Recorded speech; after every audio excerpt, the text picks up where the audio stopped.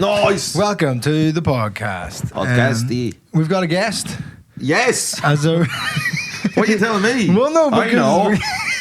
Because this is the artifice. Going to be like, do we? Oh, fuck. It's the artifice of podcasting. Yes. I can't be like, we've got it to them. I have to do it to you. Who is it today? Who do we have?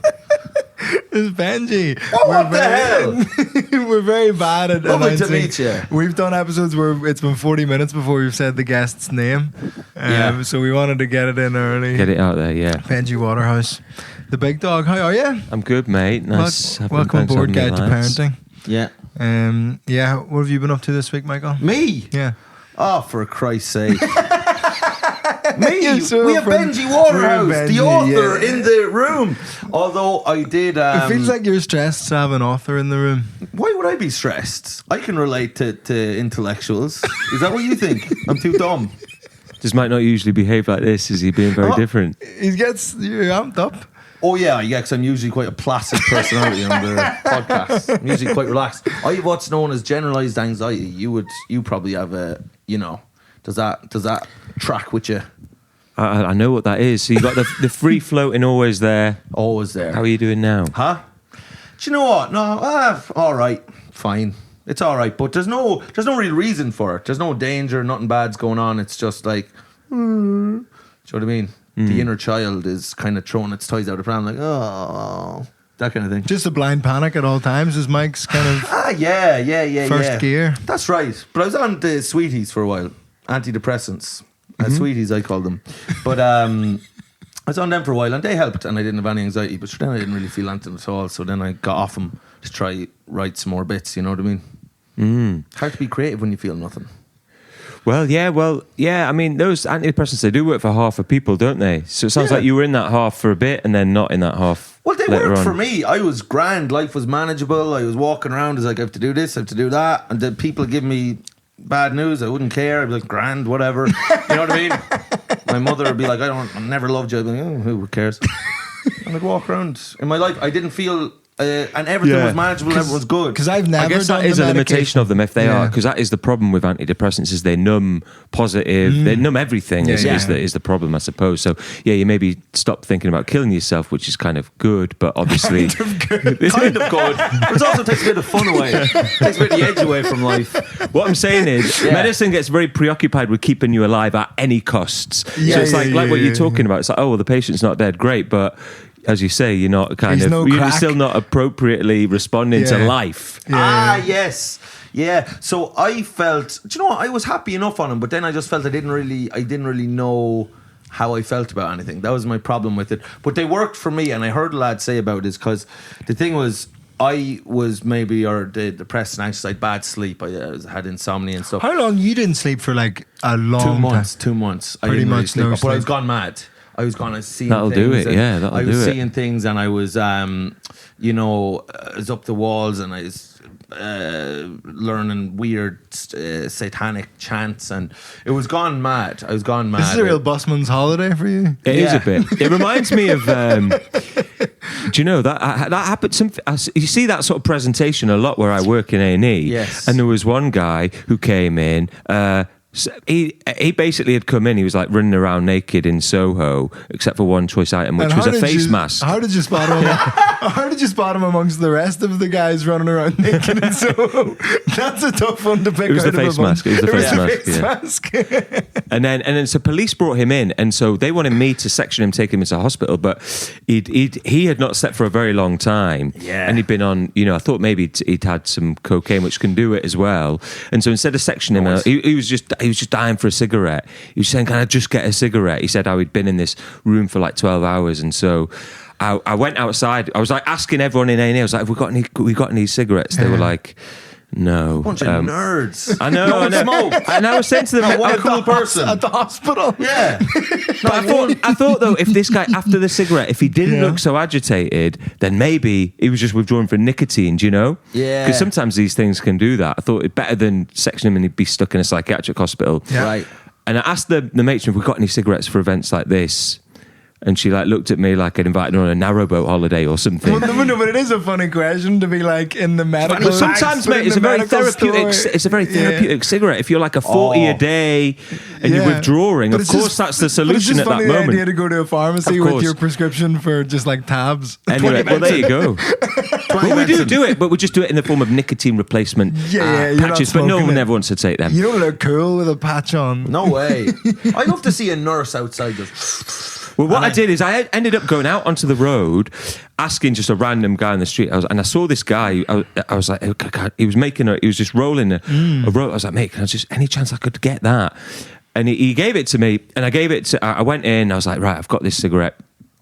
And I was like, if you can have it if you let security go with you and just be with you, and then we'll see how you are. Then I'll give you the sleeping. He's going for a smoke with security, personal bodyguards. In case he legs it. No, but that looks even cooler. That's class. Yeah. He's still stuck in his 90s cool thing. Anyway, long story short, basically, I went to see someone else, and then later on, I got called the next morning by a colleague of mine, being like, "Yeah, Benji, what part of you thinks it's appropriate to be giving agitated patients weed?" And then I thought back to the guy on the bench. I was thinking, oh yeah, like. Yeah, he did smile. He did have dread. He was a white guy with dreadlocks, and like, he did have a Bob Marley T-shirt you just on. Didn't profile him quite enough. He was singing Buffalo Soldier. But then the guy was really upset with me. He was like, "What am I gonna?" He was like, I was like, so how was he? Like, I was like, what was the issue? Did he like run off or something? He was like, how the fuck could he run off? Like he was half baked. Like he needed carrying in by security.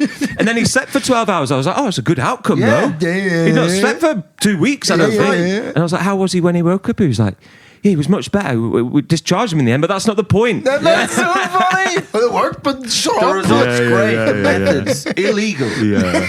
Well, that's what you're saying. You're saying, Benji, problem now is what am I going to put in the notes? Like, patient came in, given some cannabis from the on-call consultant, slept for 12 hours, ate 2 A&E breakfasts, and then discharged in the morning. 2 A&E breakfasts. And then he goes to me, he goes, right, I think I'm going to have to tell the General Medical Council. I was like, oh, come on, man, it's a honest mistake. There's not enough psychiatrists as it is. Yeah, you can't be getting struck off. So just put in the notes. I gave him what I thought was a cannabis. He was like, yeah, fine, all right, but just don't tell anyone. Don't be telling nobody about that. And that's you in your so head were good. like, I'm going to have a book to sell pretty soon. That's so good. There you go. That's why I know sleep, very medicinal. Ah, lad. Well, people were telling me to do, they were like, when I wasn't sleeping, they're like, have you tried drugs? And I was like, yeah, I have. I've been doing them quite a bit. Yeah, but you were doing cocaine. You're doing the amphetamines, not the down. Right, the yeah. You're a big ups and boy. cocaine wouldn't be good for sleeping. I wouldn't have thought so, no. I'm just asking a professional. You're a professional. I just want you to know about, like, because people were saying drugs, so there's me getting my bed ready. Not when the street name for none of them. Speed, no. As a name, so maybe don't do I that. used to do like my sleep hygiene was wonderful. The bed there, I'd read a book outside the bed because you don't spend time in the bed. This is when you're not sleeping. You only get into bed when you're about to sleep. You don't watch things in the bed. Really? You don't. I love how you're doing all the boring sleep hygiene stuff right, but still chinning the cocaine. Well, see, that was it. But people had said the drugs to help you sleep. So I said, by Jesus, I know a fella called Tom that lives in Finsbury Park. He has drugs. And then, so I'd get everything right. I'd have my cup of tea, green tea, help you sleep. And then I'd get in bed. And it wouldn't work. And it wouldn't work. You'd be up all night. And I think, by God, You just couldn't turn the brain off. modern medicine can't help me, I said. Can't help me one bit. Maybe you need some kind of Eastern philosophy. Yeah, and I'd try have a 5-hour wank and whatever. But that's life. So you know more than anyone the ups and downs of the human mind and condition. For context, so Benji has a book out, which we have here, which one of us has read. Yeah. Well, 2 of us of the 3 have read, I would guess. Have you read your own book?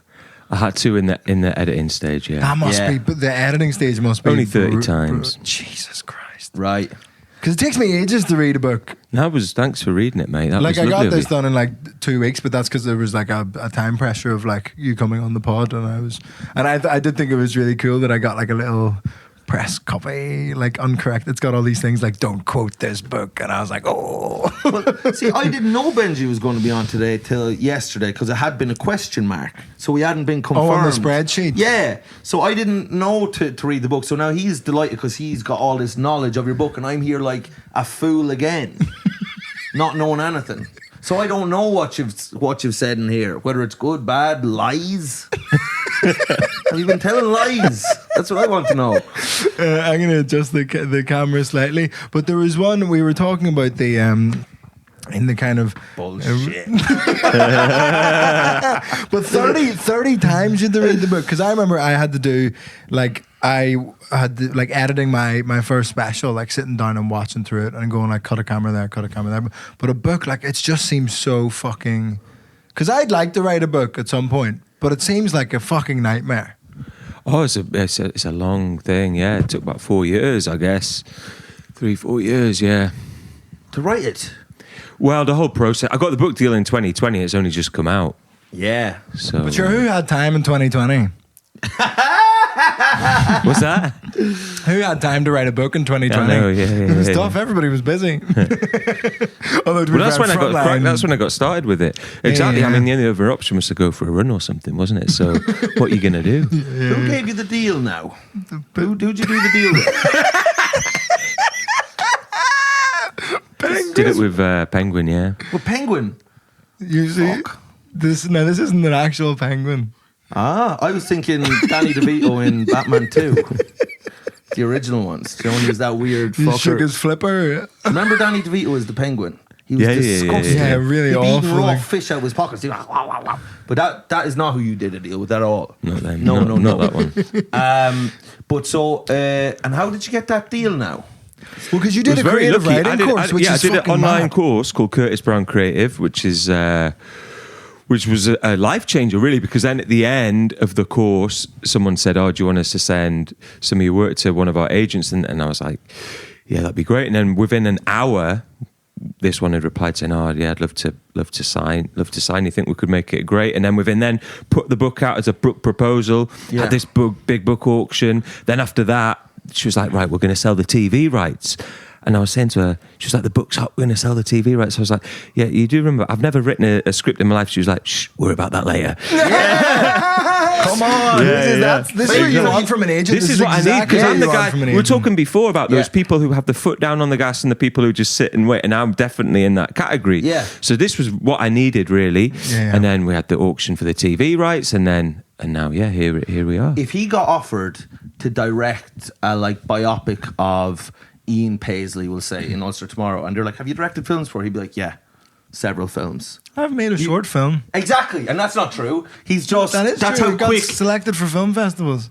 Would And you ever fuck off? I made it on an iPhone 8. Yeah, You did not. I did. About what? It's called Fly. It was Man with it never was- expanding head. It was a short horror film. About a fly. Yeah. I think I saw you post this in the pandemic. Yeah. And I saw it and I thought, this is a tacky piece of work.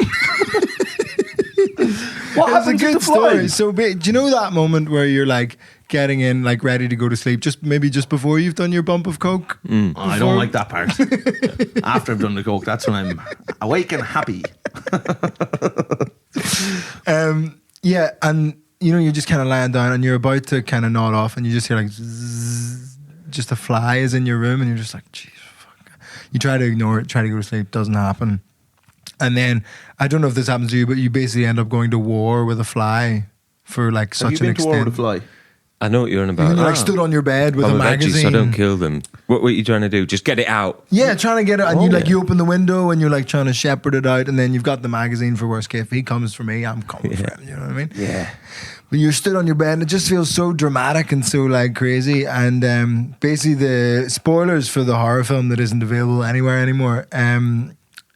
Basically, so I'm there trying to get this fly, and I like lunge for it, and I've opened this window and all, and then the fly is like sat on the windowsill by the open window, like taunting me. And then I lunge for the fly, and then I fall out the window, like 2 stories up, die at the bottom, and then the end of the horror film is the fly tucked up in my bed. Oh, nice. Yeah. As if he's kind of deliberately Well, do you know, stolen did Rowan my Atkinson house. not do something a bit like called B? Of course or he something? did. He robbed it. He robbed Do you it. When the remember? bee come out, when the bee come out, I bet you Rowan Rowan Atkinson rubbed it off me. And Breaking Bad did an episode about a fly as well in the fucking place when they're making the thing. No, so not- You stole it. You proved yourself a thief and a plagiarist. Man vs. Bee was There you go. 2 years after. 2 years after my 3-minute short film. That says 2002, does it not? No, 2022. Oh, fuck. Yeah. Still, you got a time traveling machine. You robbed it. You stole it. He's a pig.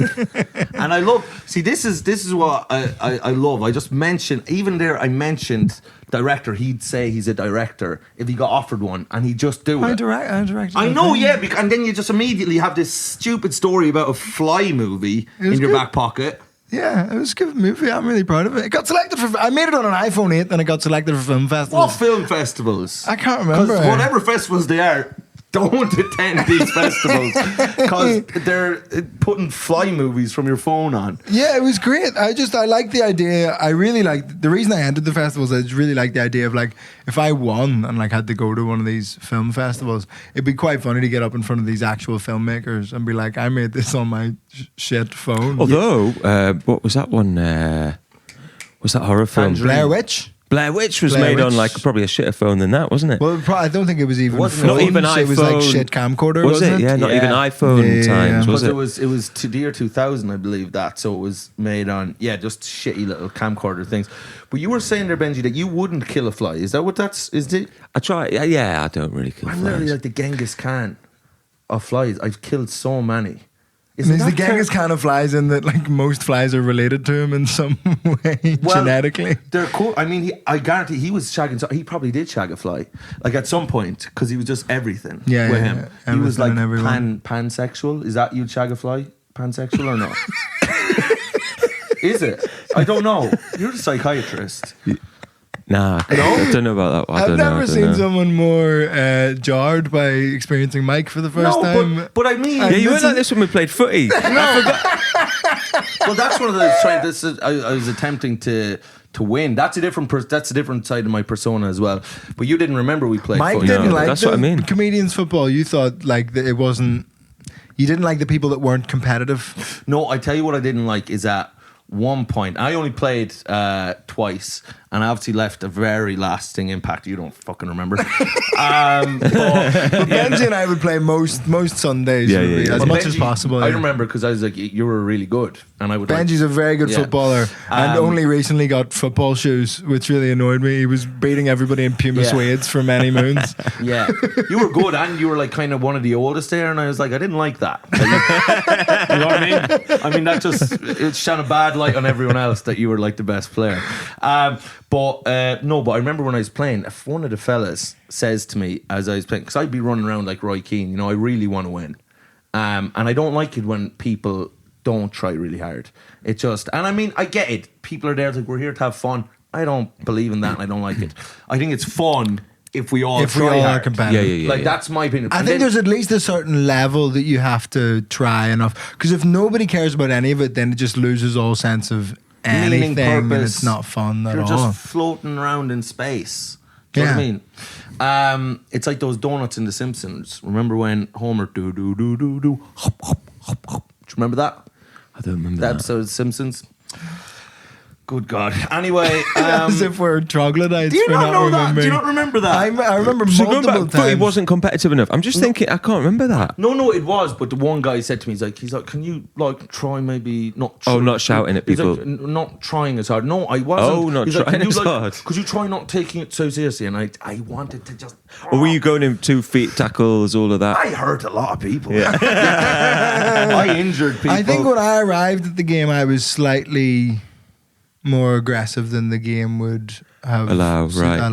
yeah. And then you scale it back and you just find, I think the most important thing for me is like, you go in with a bit of rough and tumble with the people who can give it back and can deal with it. You know? Yeah, you're not going in hard on certain people. Yeah, I think that you just don't they're understand. cowards or I mean, basically.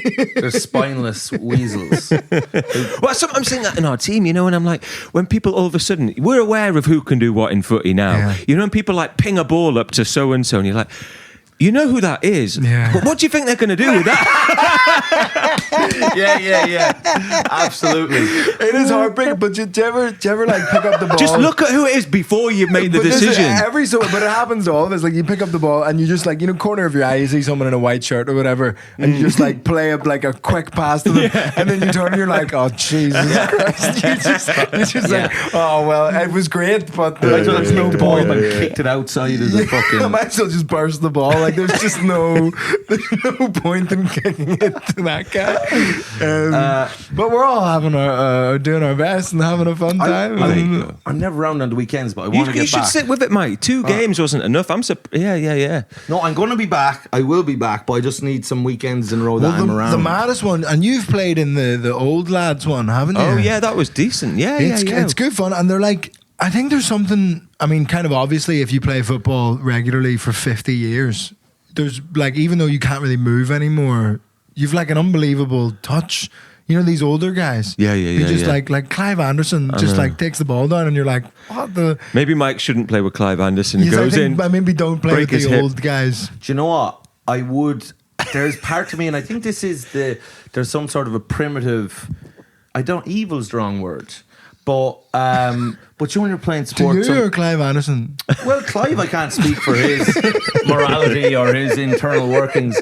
I assume with a name called Clive, he can't be innocent. But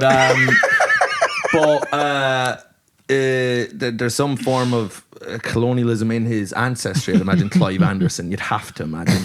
But Benji Waterhouse, there's a bit of blood on them ones too. But what I think is that I have done things playing sport when I've been younger and different things that are so outside the realms of what would be acceptable in society.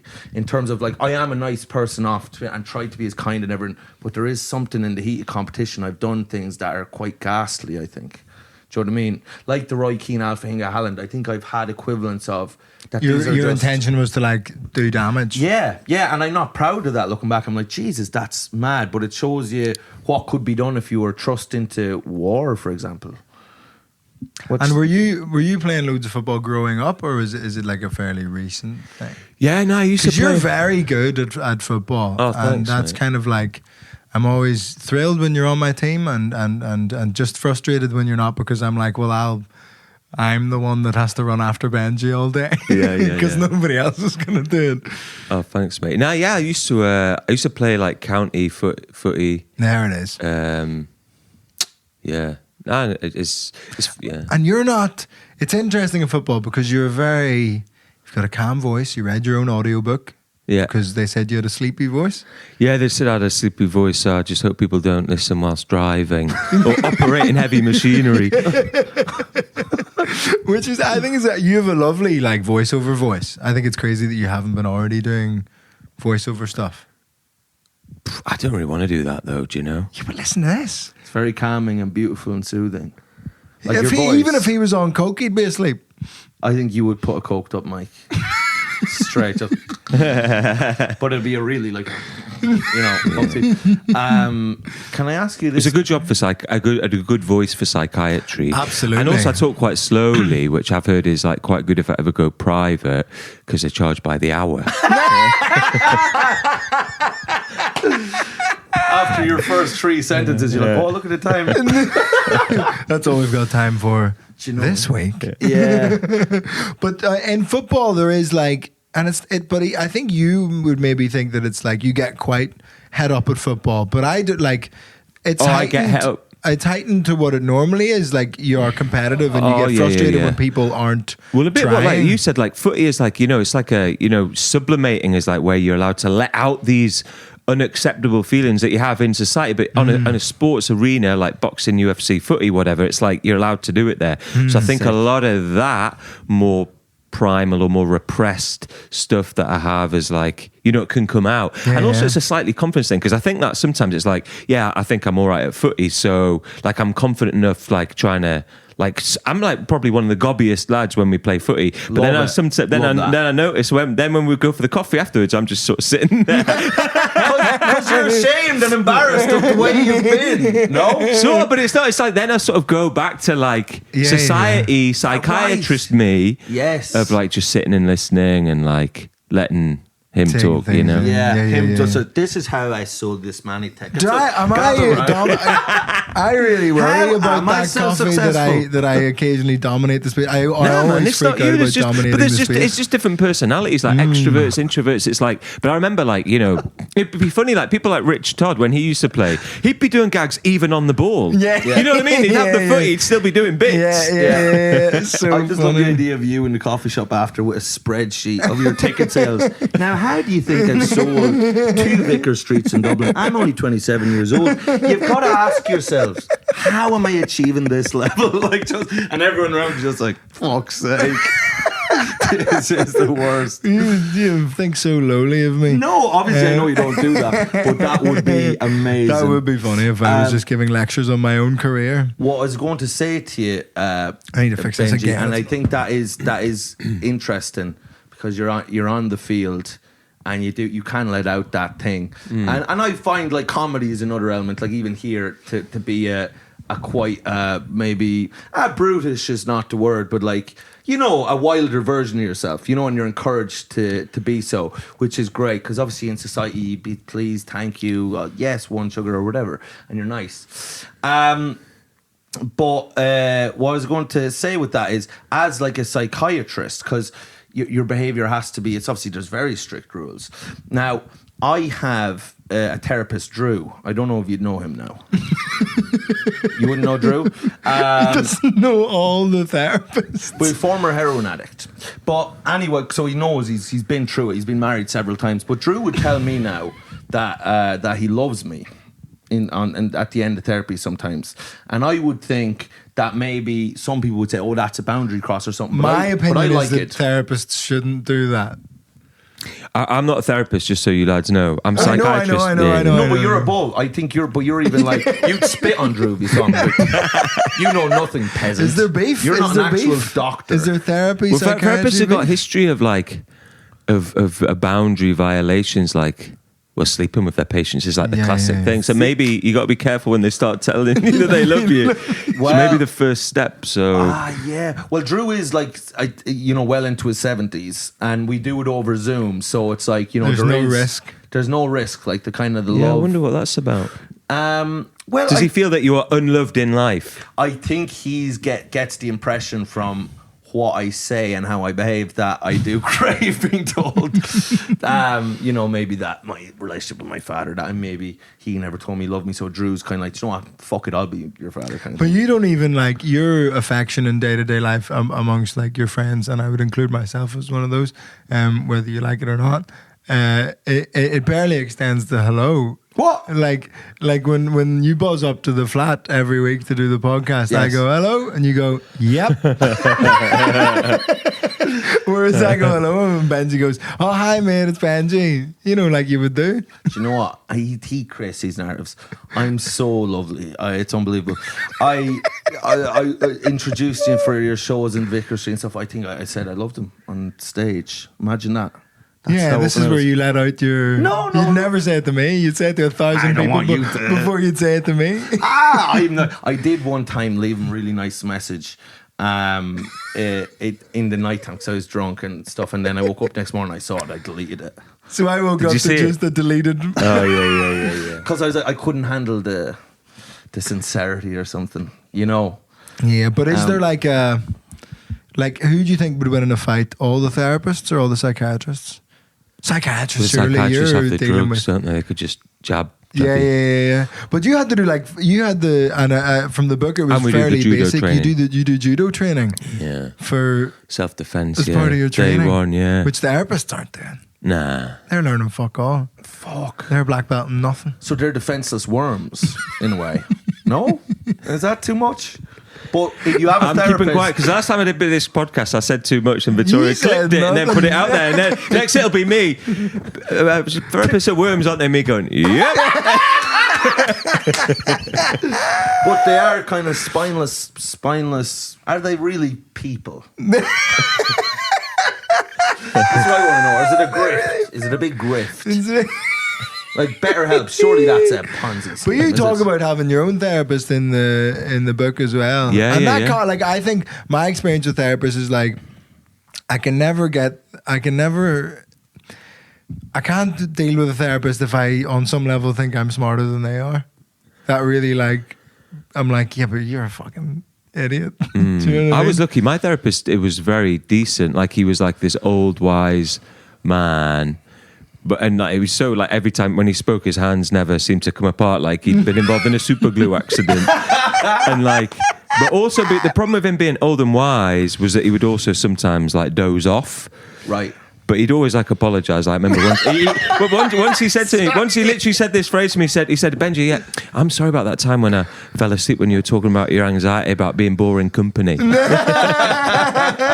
It's the sleepy voice. Yeah. You're sending people off in all directions. Yeah. I was cross with my therapist because he was going to come to my, you talk about that fatherly figure. So Yes. they can become that, and he was a big deal to me, and he was going to come to my book launch, and he said he was going to come, and I was kind of looking forward to seeing him. And then he texted me at 11 p.m. that night when he hadn't come. And he said, "Oh, sorry, it was my wife's. Sorry, I didn't come. It was my wife's birthday."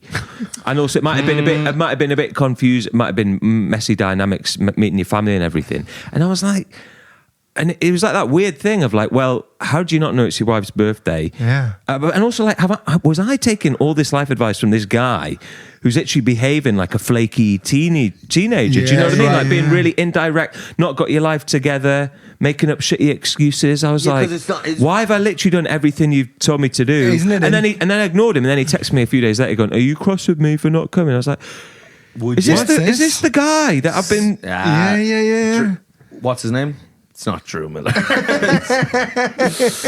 But it's interesting because it's like accepting that they are human beings as well. They're flawed as well. Well, there but you they go. just Hands are glued together. You can't, like, he's just there trying to get out of the house and falling through his hands. He's trying to pick him up. He's like, "Oh, damn you! Cruel world!"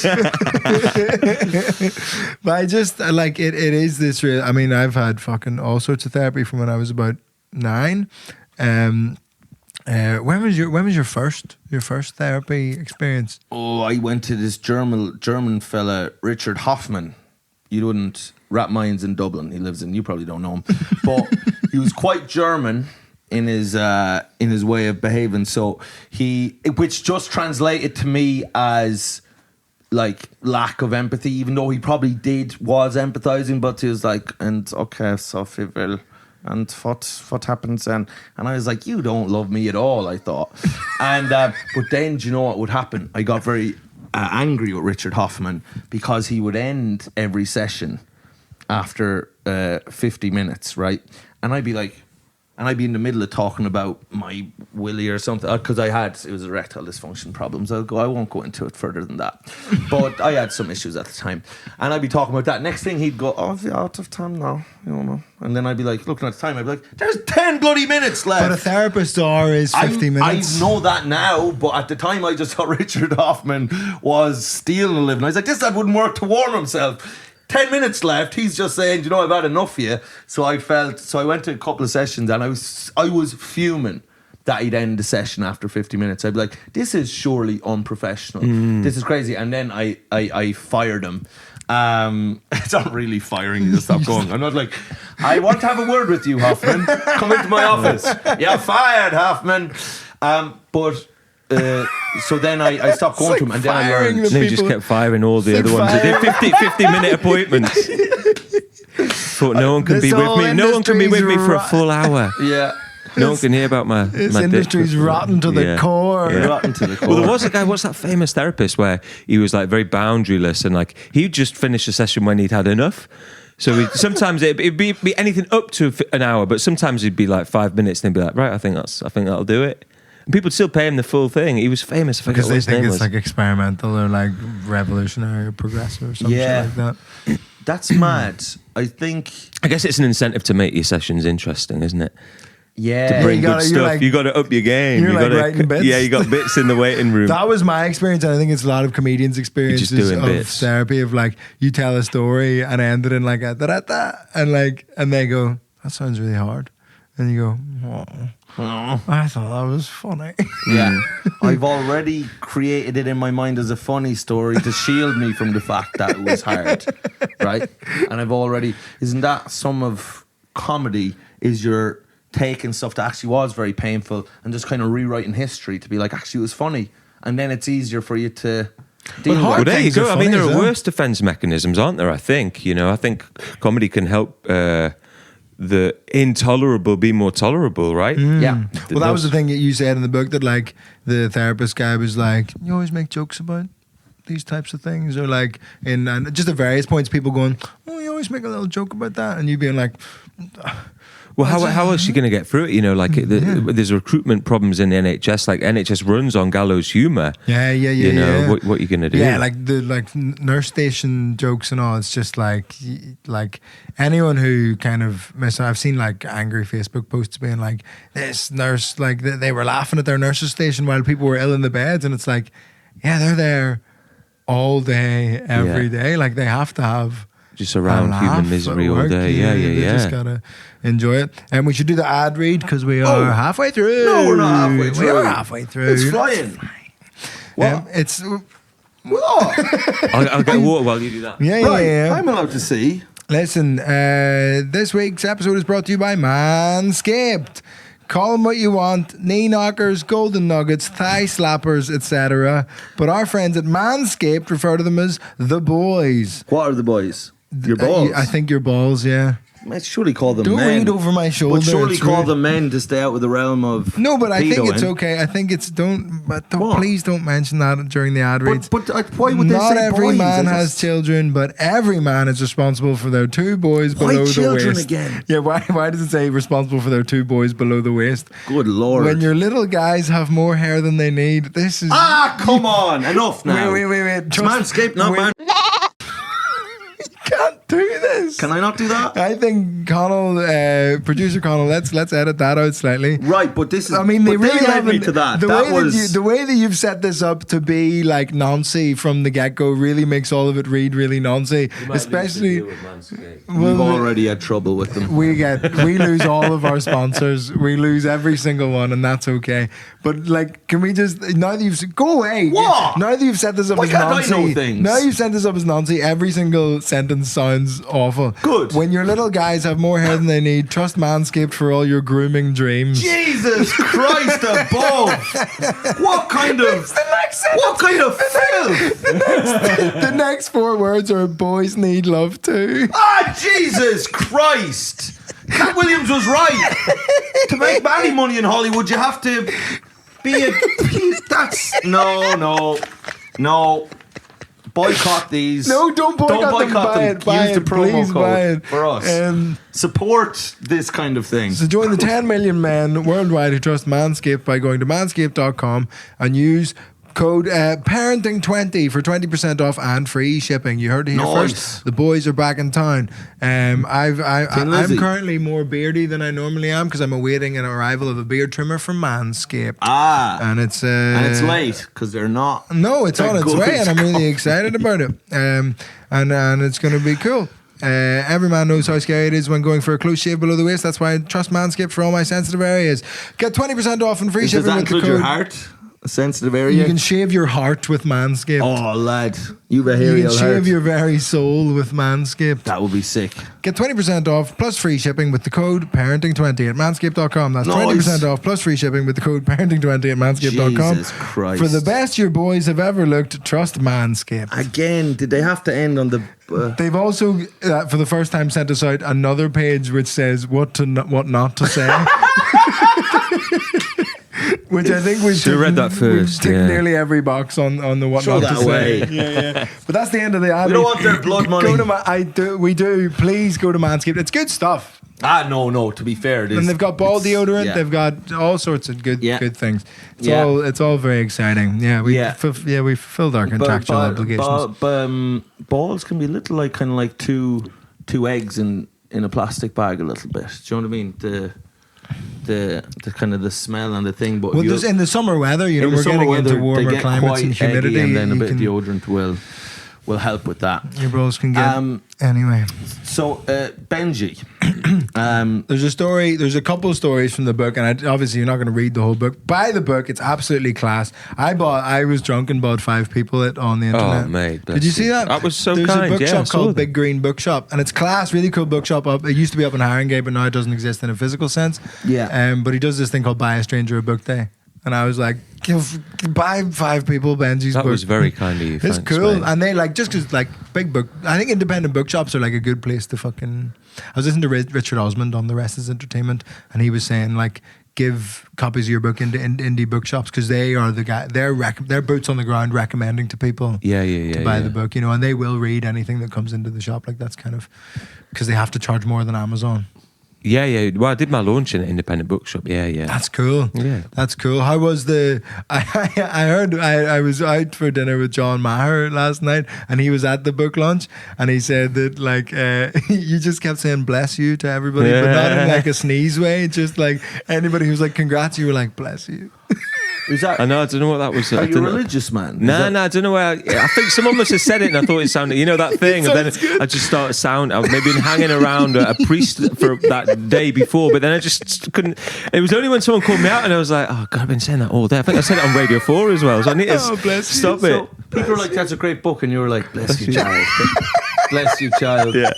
But it also implies that they're kind What I'm trying to say is, thanks very much. right. Because it sounds like you think they're stupid for liking it. It's Yeah, like, I've stopped saying it now. Yeah, But just thanks say. so much. Like there's like I'm just trying to say. I'm trying to say. I appreciate it a lot more than just saying, "Oh, thanks." Yeah. That's right. Yeah, I'm just trying to communicate a bit more than thanks. Because thanks just always sounds sarcastic. Exactly. It always sounds. It's like I need thanks. another a gear up from Thanks that. is bullshit, to be Yeah. honest. I'm saying everyone can stop using it because it means nothing anymore. It's been overused. That's, But you just get these little scripts. I've spoken to Mike about it before. You just have like a script of this is what you say when somebody gives you a compliment. Mine at like the merch desk after shows is thank you so much. That's really kind of you to say. right. Job Meaningless, done. Get on. nothing. And then, they And then say it doesn't the whole mean anything sentence, after 10 and of I just them. go beep, Exactly, boop, yeah, boop, boop, boop, Beep, boop, boop, boop, pop, pop, pop, pop. Count the money. Boop, boop, boop, boop. Another £500 from the show. Gonna talk about this on Sunday at football. Right, my little book. But there's a couple we were talking about because Mike hasn't read the book, but we'll you read that one. I am going to read it. I gave it to You carry on now. Michael read the book, but we were talking about Barbara in the book, Oh, yeah, which is yeah, a yeah. great story. Just regale Mike with the story. All right, mate. What it is it's this story about, it's topical because it's like links in with Baby Reindeer, which we can talk about. But it's about when this woman flew over from America. It's all anonymized, don't worry. We'll call her Barbara in this story. And she flew over from America in a wedding dress to marry Harry Styles. And Harry hadn't proposed to her. No, but she was seeing through the all these TV. signs, like the fact he was wearing like a yellow jumper, which was her favourite colour, and once at a gig, like he'd run his hands through her hair when she thought he was looking at him, and these were all like the secret codes to her. So she was totally Hands convinced. through his hair, not hands through her hair. Through his hair, yeah. Yeah, And just looking out to like 100,000 people, but she thought there was only one person she really looked at like that. Yeah. She And said that was to her me, and through I was the like, telly. and now that this was in a live concert, Oh, so she's gone to she'd the seen him concert. because he'd been to America on this like tour. He does gigs in America. And I was saying to her, and like, I was saying her, and she was saying they've been in love, and she was just saying to me, I was like, how do you know that, like, he loves you? And she'd say things like, oh, you know, and you just know, you know, and it was kind of sad because, like, in of itself, you'd think that's kind of harmless, but then she was sort of saying, yeah, but she was going to go to his house, and if Taylor Swift was there, who he was going out with at the time, she was going to kill her. Kill She, Taylor. yeah, because she was keeping Harry from her. And so I had to section her because the justification being that she'd said some like things that could endanger like Harry Styles or Taylor Swift, who were like two people I hadn't thought I'd have to worry about that day. And this was pretty early on, am I right? Yeah, And, this was very early on. But she was also saying things like, she'd look at me and she'd say, oh, you've never been in love before, have you? She said to Benji Waterhouse. She'd say that. She was very perceptive. Very perceptive. So, You hadn't been in love at that point. nah, I don't think so. Really? Nah. Well, this was early. As you said, this is like very beginning. This was Wow, like year you're like a one of junior it. This is doctor, like 10 yeah. years ago. You were in love with your work, if anything. No. You haven't read the book, have you? Right. Sorry. You hate your work. You care not for people who struggle. Okay, so No, it's hopefully a kind of So she said to you, Ben. She's like, "You've never been in love." And there's a couple moments of that of patients really like cutting to the core of you and being like, yeah. Sometimes patients say the most wisest things. It sometimes takes like someone who's like quite unwell to sort of say things that like sane people won't say. Do you know? Yeah. And so but that's interesting because then so she had this thing called erotomania, which is these like delusions of love that it's usually people high status like politicians or Erotomania footballers. does sound like the porn version of the WWE. Like, you know, like WrestleMania, where people arrive gradually into a big cage, but they're all just fucking. I call it the Clarenbau syndrome, and that's maybe the easier one. That's the other one, and that's what I think Martha had in Baby Reindeer. Baby Reindeer sounds like, yeah. So what's your like you've watched Baby Reindeer? You've seen? Did you see it like when Gad was doing it as a stage show at all? Yeah. I saw his Monkey See, Monkey Do about the sexual assault, and then the second one about the because two stage shows. Yeah, and then put them all together. Reindeer. Yeah, and then it was an amazing telly, wasn't it? And then.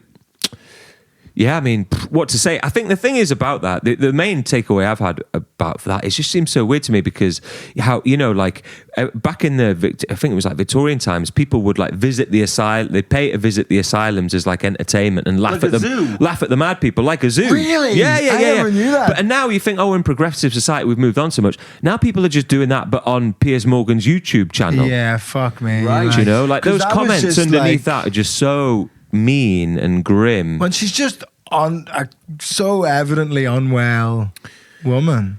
But that's the thing in mental illness. There's no objective measures. Like you're just looking at her and sort of saying, do you know what I mean? But we don't know how much of that. It actually sounds like maybe that Richard Gabb maybe did turn it up a little bit now, doesn't it? In that I don't think anyone's found any evidence she did go to prison, for example. No, yeah. And that's the difficulty of saying she wasn't this is wrong. a true story. She wasn't wrong there. And what's this now with Gordon? Listen, it's all fair play to Gordon. He's a hero and should be the next Prime Minister and stuff. But when you see him saying, "Oh yeah, we did everything we could to, hide the identity," and it's like, well, you didn't do anything to hide the identity. Yeah. Everyone found her in 2 minutes. She's Scottish. She's heavy. She looks the same. You've done nothing. I've done a 360 on this. I was against you, and then I was with you, and now I'm against you again on this. Why would you go against me? Oh, you don't think he needs to? Or? So here's my thing. Initially, I was like, it's great. He's within his rights to tell his story. It's kind of an awful thing that happened to him, and he's told it very, very well. And then someone was like, right, but they did use like word for word the tweets. So it was very, very easy just to search and find those tweets, and you found her straight away. And I was like, but then if you go on Twitter, she has tweeted him dozens of times. So it's like if you were looking at Richard Gadd's Twitter to be like, I wonder who his stalker is. She is find her anyway. Yeah, you mean? so she, no matter what, they could have made her a different race, a different whatever. They could have changed every word of every tweet. But I think she had already made herself so public that she would have been found inevitably. But so what I would say to that is, fair enough. But then don't just come throw out them off the scent by looking a bit different, maybe. Right, but and don't come out and say we did everything we could to hide their identity when you clearly didn't. He said she wouldn't even recognize herself, and I'm like, that's insane. Unless it just isn't her. Unless it just I think that is just that thing of where like you are Netflix, you are the guy. You're like, well, this mad woman down here, what's she going to do? Do you know what I mean? But then he didn't realize, obviously, that she was going to be given a platform on Piers Morgan's channel. Morgan would have had Hitler on. He couldn't give a fuck. You'd have Goebbels on. That was like, shameless, wasn't it? He would have had Harry Styles' fiance. Well, that's the other thing. Like, that's the thing. It's like sort of with people with like delusional disorder. It's like, of course, you're going to just roll them all out and hear the other side of the people who like give their side of it of why there are aliens around. Because and all it must this. be so interesting that they are so like there's no reasoning with them.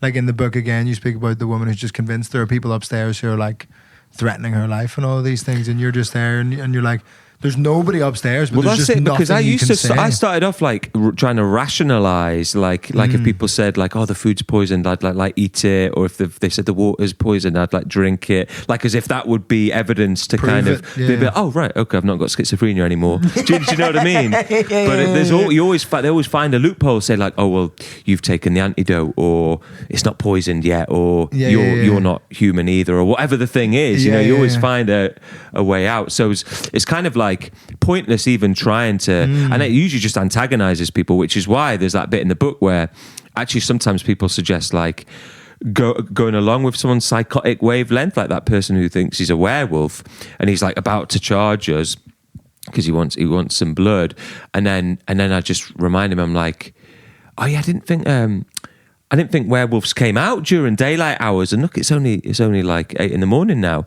and he's like, oh right, sorry. Then he sits back down again.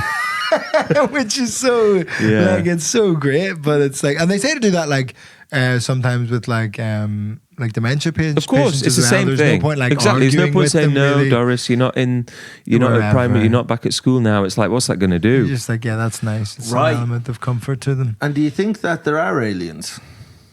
Well, this is another interesting one because, you know, we've always said that's quite a common presentation. People Right. believing in aliens and UFOs or whatever, and it's like there was that thing in recent, not that long ago, when America was saying, yeah, there are these things we don't know what they are, and that was being played on the TV in the psych ward, and the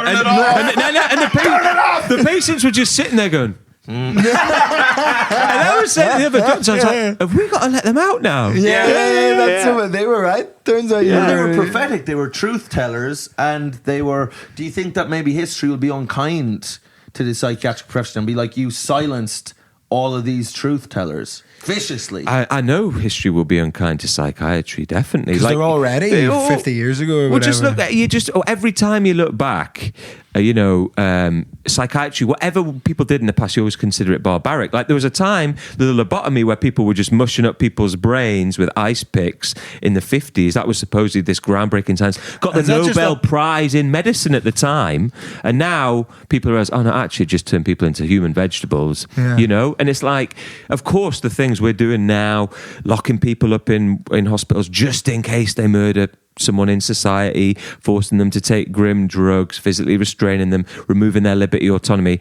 I'm not sure history will look back on us very kindly for that. You're a guard at Auschwitz. That's probably too far, but you are in some way.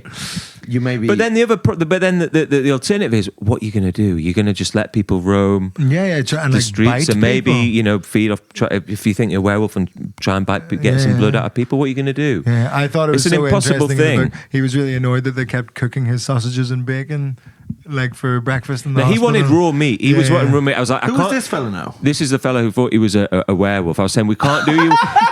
But the thing is, NHS. Sounds like my father, to be honest with you. His dad eats raw sausages. He does, yeah. Oh, right. He does. I suppose now looking at him, and he does kind of go, ooh. He probably has something in this line of syndrome, where he believes he's some sort of a wild. He's got a mild lycanthropy. Well, there you go. It's like, but the NHS does usually try to accommodate dietary requirements. But I had to, in the end, I was like, we're just going to have to give you some. I just gave him a cooked breakfast, and luckily the bacon sausages were quite underdone. You know, because he would like just if you lamped in just maybe a dead rabbit or something, and he in that moment. But then he came round, and then he was just eating just normal stuff. Yeah. One of the maddest things, and this is like kind of like a silly thing to pick up on, that came up a couple times in the book, of like the radiators in the hospital are just always full whack. It's just warm. Is that for them to sweat out the crackedness, the madness? That's just because no one knows how. That's just because they've got two settings. It's either on or it's off. Yeah. And it's every radiator in the whole thing, in the whole hospital, even the rooms where you're not even there. Like when I do on calls at the weekend and there's like everyone's gone home, for example, the whole building's still just pumping out, Just hate. The waste is mad. But there you go. That's like the same thing with the bin lunches as well. How I used to just have my lunch out of a bin because afterwards they just you were eating in the bins. No, it's like perfectly decent food, but they say you're not allowed to eat it for health and safety or whatever. So they chuck it in straight in the bins. bin. So I would say to the catering ladies, I was like, "It's all right, just leftover it's leftover after what the patients have had." So I'd say to them, we weren't meant to do it. I was like, "You're all right, just put it in." They'd put it in a clean bag for me and like not chuck it. Clean bin bag. Yeah, they just put it there like that way up, and I just have like a lush dinner. But then my boss was like telling me off saying, "Yeah, Benji, it doesn't look good having the doctors eating out the bins." Like, if ever the phrase "the inmates are running the asylum," it's just Benji out of the bins. I'd be like, "No, I'll be down there to deal with it." Sorry, I know you think you're a werewolf and you've got your appointment soon, but your doctor's just eating out of a bin at the moment. I know, your manager's like, "Oh, he'll be with you shortly." This is a man I can connect with. What I was going to say to you now, would you think now, have you heard of the Sackler family? Have you heard of these guys? of course, yeah. Yeah. So I read this book, Empire Pain. Now, nice. they actually, and that's interesting enough now that you've said this, because this fella, Arthur Sackler, Art to his friends, but he would have thought when he was coming up with a lot of the things, the drugs, whether they be Valium and stuff, he was involved in marketing them and all this stuff. And he was like, well, this is a way to stop people getting lobotomized and stop people making mush their heads and da-da-da-da-da. So this is a great thing, and, people are a bit calmed down on the Valium, and sure, they weren't trying to fucking, bite their mother-in-law's ear off or whatever they were doing. And so they started off kind of good. In a way, like good intentions, then of course money comes in, and then you're kind of lying about the effects of things, and then you have power, and then does absolute power corrupt absolutely? Is that something you know? Well, the first thing you said about the pain, I think I remember that. Yeah, one of their philosophies, I think, was that human beings should not feel pain, and I think that's the first sort of fallacy, right? You know, it's like, life is pain to some extent. That's it. You know, life is suffering. The Buddha said. Don't pathologize that. Don't medicate that. Don't do whatever the thing is, because some people believe that there's meaning in the pain as well. It's like, well, if something that you're doing is causing pain, maybe that's a sign to not do that, or not live that life, or not be in that relationship, or whatever it is. Don't just zonk them out with all the opioids or whatever the thing is.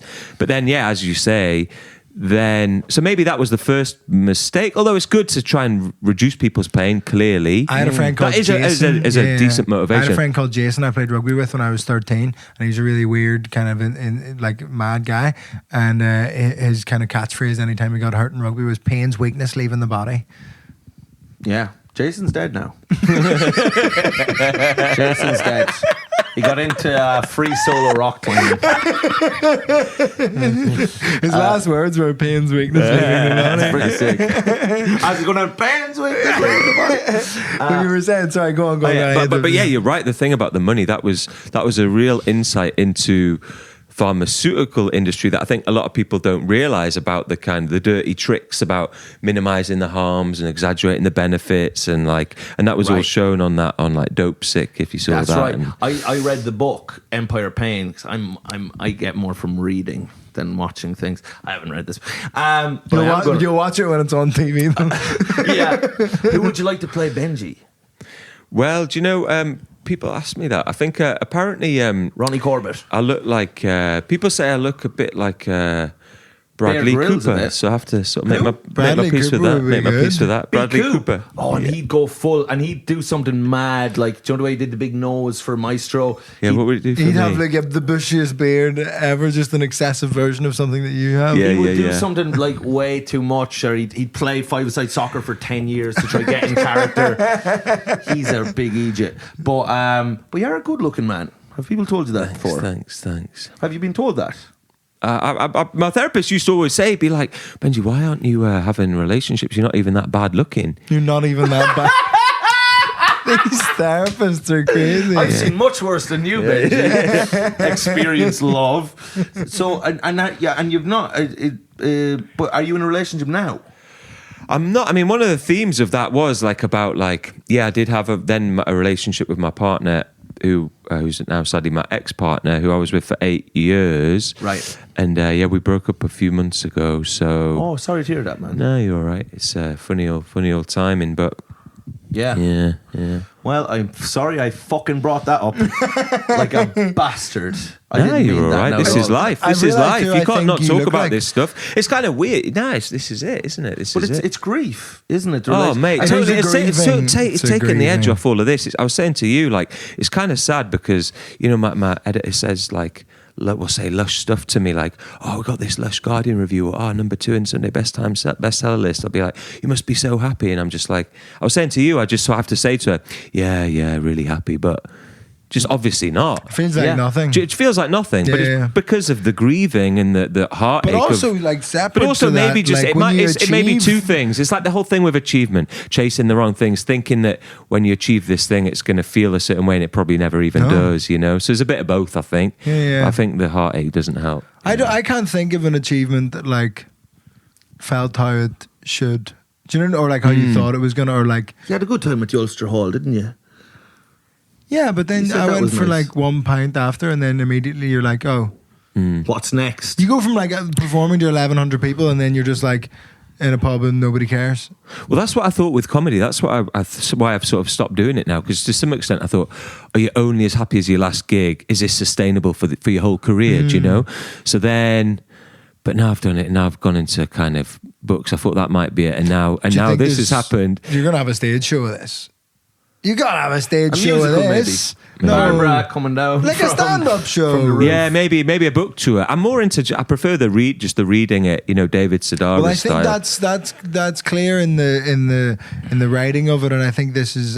We spoke about this when we were speaking about Baby Reindeer, of like pieces of art that have been put on their feet in front of audiences are always better than just written in like the privacy of someone's home. Like you were getting up and doing like readings of chapters for like a couple of years in That's the how I did writing it. process. Yeah, 'cause was you to can't trust yourself, see how can it you? comes across to Of an course, audience. of course, you've got and to I thought that was road test I don't know of any other.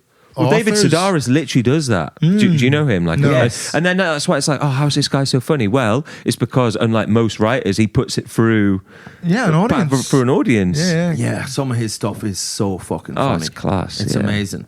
Yeah, You just got to die. You just got to be able to tolerate dying, which I think as comedians we're fine. Yeah, like I yeah. did a book in progress show last night in Brighton, and just Are you writing another book? for a second one. Yeah, maybe that's the You don't secret to have to be happiness. mad A book too. too. Electric Boogaloo. What's Oh yeah, Tokyo Drift. Yeah. Too mad to work. But so what's the new book now? And what's that about? The new book, where this good. I thought it could be called Maddening, and I thought it would just be all the themes that I didn't manage to squeeze in. So last night I was talking in this one. Last night I was talking about my work in psychedelic research. Yeah, actually, because that doesn't come doesn't up at come all up, in nah. that. The drugs. You're a drugman. Well, you've done work in psychedelic. Yeah, I've done work in psychedelics. yeah. I've done extensive studies. And He takes acid and thinks he's a woman. I have believed myself on several occasions Yeah. that after when I did psychedelic drugs that I was a woman. That I felt like a woman. I just got overcome with feminine energy, and then I was like, oh, I'm a woman.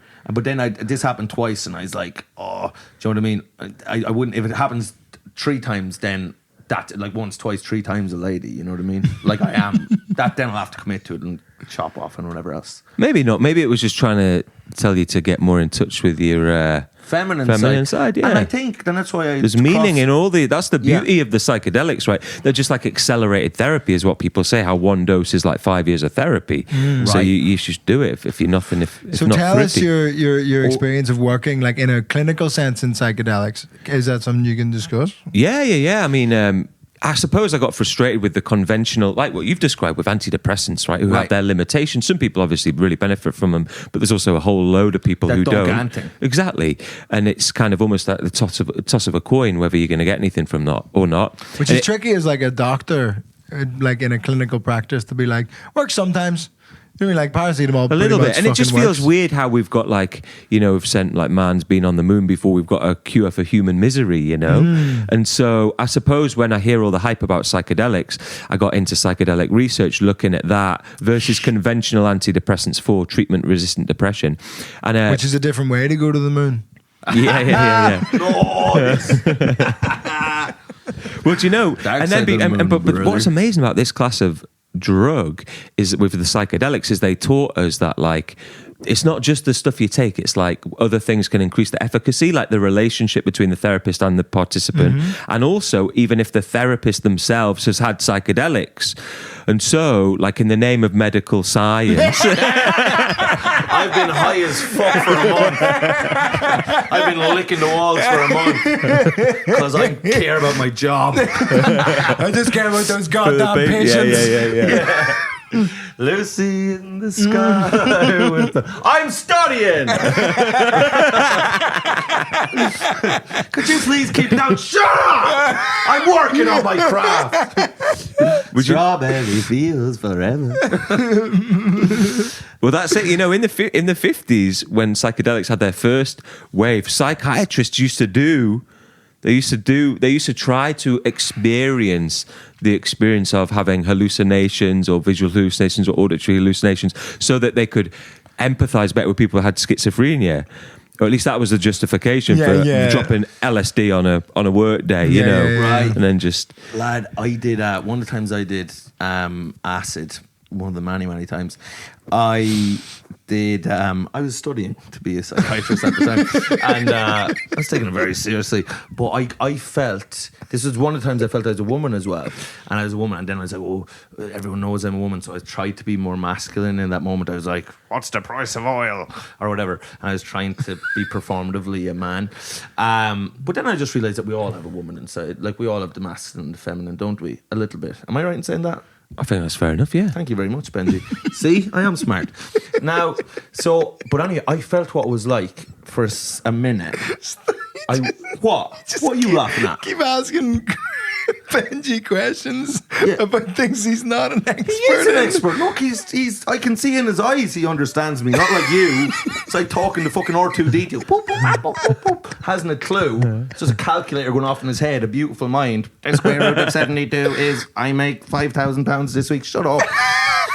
Now, so I felt I got in this zone where I felt what it was like to be a sociopath. I remember having the thought in my head. Now you're speaking my language. Now, it suddenly perks up. No, I'm going to get this bit. I know it. But I remember feeling, I was like, I got in a zone where I was like, had this thought where I was like, why would I ever act or do anything that wasn't completely for my own benefit? I remember thinking in a very clear sense in life, like, why on earth would I do anything that wasn't just for my benefit? And I saw all the people around me as kind of pawns for a minute, like that I should do and say and behave in a way that is just going to be for the most of my benefit. And I remember feeling this when I was on acid, and I was like, and then I got very scared because I was like, should I not be feeling like, you know, like that's an unusual way of getting it, because usually it's more kind of moving away from self-interest and connecting more with nature and seeing yourself as more connected to the human race. And but you know, I mean, different things have different. I think maybe you just weren't quite in the right context. I don't know where you're doing it, because that's another thing. Like where you do it, if you're just doing it at like Glastonbury with people you maybe not that close to, or you don't feel safe. You have a very different experience if you're doing it in a clinical setting, like where. Could we all were doing this study in a clinical setting?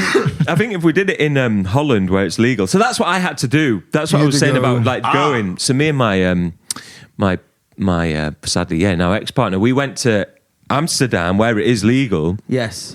And we got some like Wait, actually, we've gone over the hour, and we can do this as a great teaser for the Patreon. We'll tell your psychedelic story on the Patreon. We'll just stop recording. He's always about the money. He wants to hook the patrons in. We're going to eat some chocolate fingers in the break, and then we'll do another episode, and we'll use this as a nice little hook. Nice! Because we've done an hour and 7, so they get nothing for free, these cunts.